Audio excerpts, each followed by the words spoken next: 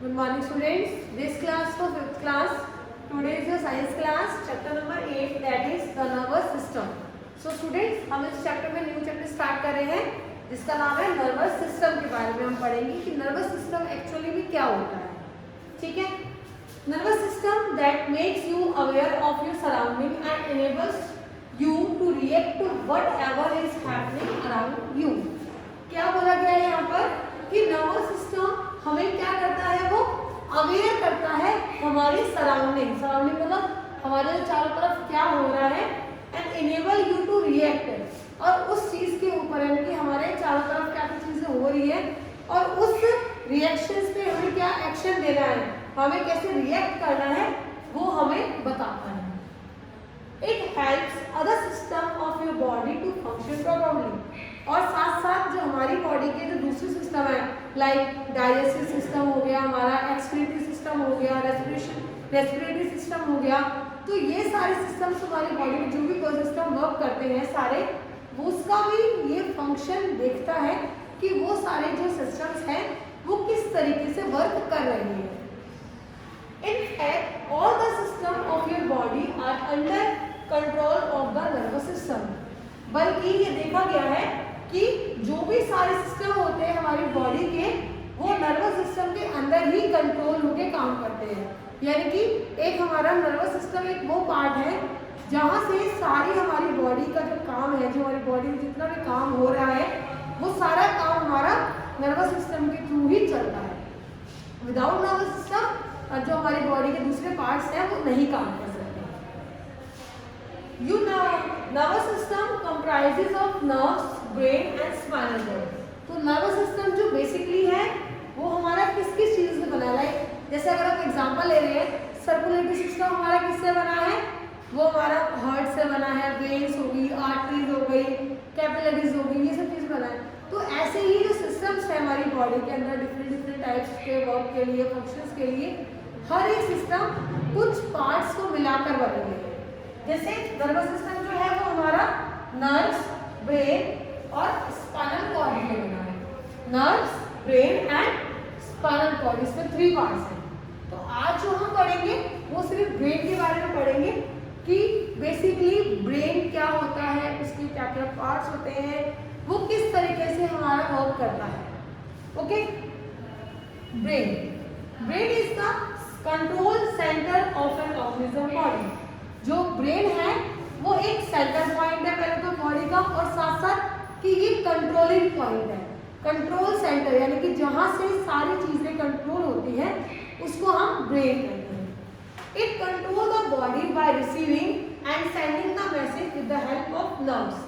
अभी आपने देखा कि हमारे इसमें नर्व्स भी होते हैं, तो ये हमारी बॉडी के जो सिग्नल्स हैं, जो हमारे मैसेजेस हैं, उसको रिसीव करता है और सेंड करता है. रिसीव और सेंड कैसे, जस्ट लाइक हमें कोई टच कर रहा है या हम किसी चीज पर हमने गर्म हाथ रख दिया तो वो हमें सिग्नल देता है कि हमने गर्म है या ठंडा है, और हमें वो सेंड भी करता है. मैसेज सेंड कैसे कर दिया कि हमें वो सेंड कर रहा है कि आपको वो अपना हाथ जो है वो हटाना है. लाइक अगर मान लीजिए हमने चाय के अंदर हाथ रख दिया तो हमें कैसे पता चलता है कि वो चाय गर्म है और हमें उसको अपने हाथ को हटाना है. तो वो with the help of brain ही पता चलता है कि हम अपने हाथ को गर्म जगह से हटाएं, या हम बहुत ठंडी जगह बैठे हैं, या कुछ भी हमारा ऐसा सिस्टम है, तो वो जो ब्रेन है वो हमारा सेंडिंग और रिसीविंग का काम करता है. The brain look like a wrinkled walnut and is very soft. Just like यहाँ पे दे रखा है कि जो ब्रेन की शेप होती है वो कैसी होती है, रिंकल्ड वॉलनट की तरह होती है. जैसे वॉलनट होता है वो रिंकल जो मुरझा जाता है उसकी तरह उसकी शेप होती है, और ये बहुत सॉफ्ट होते हैं. The brain weight about 1.4 kg and contain millions of nerve cells. जो ब्रेन का वेट होता है वो कितना होता है, 1.4 kg होता है, और इसके अंदर मिलियंस ऑफ यानी कि बहुत सारे हमारे नर्व सेल्स होते हैं जिसके थ्रू ये ब्रेन वर्क करता है. It is protected by a hard body structure called skull. और जैसे आपने लास्ट चैप्टर में पढ़ा था स्कल सिस्टम के बारे में कि उसमें एक स्कल होता है हमारा सबसे मेन पार्ट, तो वो स्कल जो है वो इस ब्रेन को प्रोटेक्ट करके रखता है. लाइक अभी हमने पढ़ा कि ब्रेन जो है वो हमारा क्या है, वो हमारा एक सॉफ्ट पार्ट है। तो उस सॉफ्ट पार्ट में, क्योंकि ब्रेन से जैसे हमने पढ़ा, ये भी पढ़ा है कि ब्रेन सारा कंट्रोलिंग का काम करता है, तो जब अगर उस सॉफ्ट पार्ट में कोई इंजरी हो गई, कुछ हो गया, तो वहाँ से हमारी पूरी बॉडी पे इफेक्ट पड़ सकता है। तो दैट्स वाई इसकी प्रोटेक्शन के लिए स्कल को बनाया जाता है, जो कि एक हार्ड स्ट्रक्चर है, बॉडी स्ट्रक्चर है, बोन से बना हुआ है, ताकि ये उसको प्रोटेक्ट कर सके और हमारी जो भी इंजरीज होती है उससे बचा सके। ओके, अब हम पढ़ेंगे पार्ट्स ऑफ द ब्रेन, यानी कि इस ब्रेन के कौन कौन से पार्ट्स होते हैं। लाइक अगर आप अपनी बुक में भी देखेंगे, अपनी जब ये चैप्टर वीडियो देखेंगे तो सारा अपनी बुक भी ओपन करके रखेंगे, तो आपकी बुक में एक स्ट्रक्चर बना हुआ है ब्रेन का, वहाँ पे आपको दिखाई देगा कि 3 पार्ट्स होते हैं।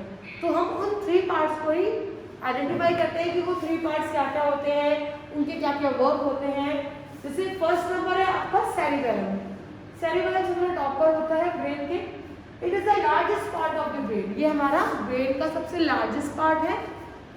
It control the memory and 5 sense organ and emotions. ये क्या क्या कंट्रोल करता है? मेमोरी को, यानी कि हमारी याददाश्त को, कि हमें क्या क्या चीज़ याद करनी चाहिए। हमारे सेंस ऑर्गन्स, 5 सेंस ऑर्गन्स हमारे ईयर, नोज, आईज, स्किन, टंग, ये हमारे 5 सेंस ऑर्गन है, इनको बारे में। और साथ साथ इमोशंस, यानी कि हमारे इमोशंस निकलते हैं, हम हैप्पी है, सैड है, टायर्ड है, कुछ भी हमारे जो इमोशंस होते हैं उन सबको कंट्रोलिंग का काम हमारा सेरिब्रम ही करता है। It also keep a control over learning, thinking and talking. और ये किस किस को कंट्रोल करता है कि हमें कितना लर्न करना, हमें कैसे लर्न, सोचना की शक्ति, हमारी लर्न करने की शक्ति, हमारी बोलने की शक्ति, हमारी सारी जो डिपेंड होती है वो सेरिब्रम ही कंट्रोल करता है उसको। तो सेरिब्रम पे ही डिपेंड होता है कि ये कैसे उनको कंट्रोल करके रख सकता है। Cerebrum help us to remember, और साथ साथ जैसे हमने पढ़ा कि ये थिंकिंग की होती है, सोचने की, लर्न करने की।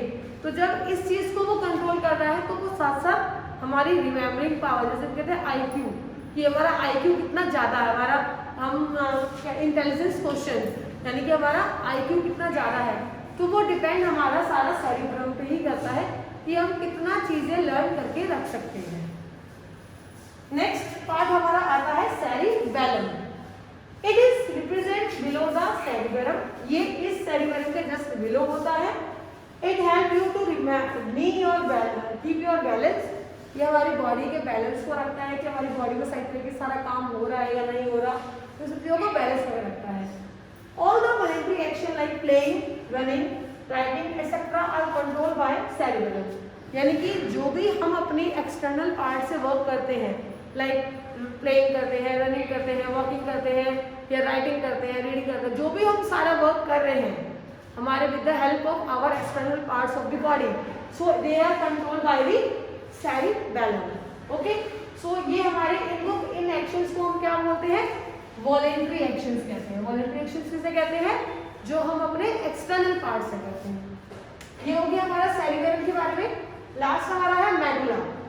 It is present at the bottom of the brain, ये जस्ट हमारे ब्रेन के बॉटम में होता है, ब्रेन के बॉटम में होता है।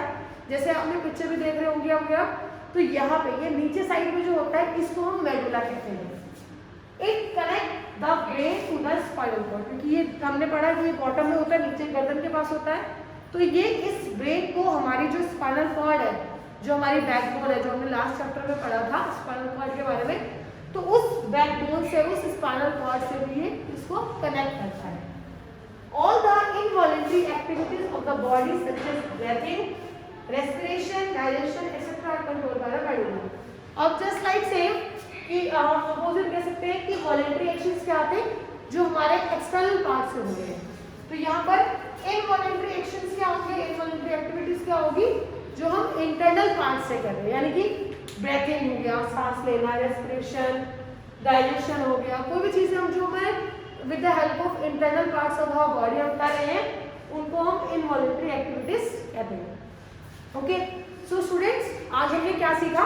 हमने पहले पढ़ा कि नर्वस सिस्टम क्या होता है, और साथ साथ उसमें जो एक पार्ट है हमारा ब्रेन के बारे में भी पढ़ा। तो आपका होमवर्क यही है आज कि आप इसको अच्छे से पढ़ के रखोगे, पिक्चर को देख के समझोगे बुक में से देखकर, और जो मैंने पढ़ाया उसको लर्न भी करोगे। Okay, thank you.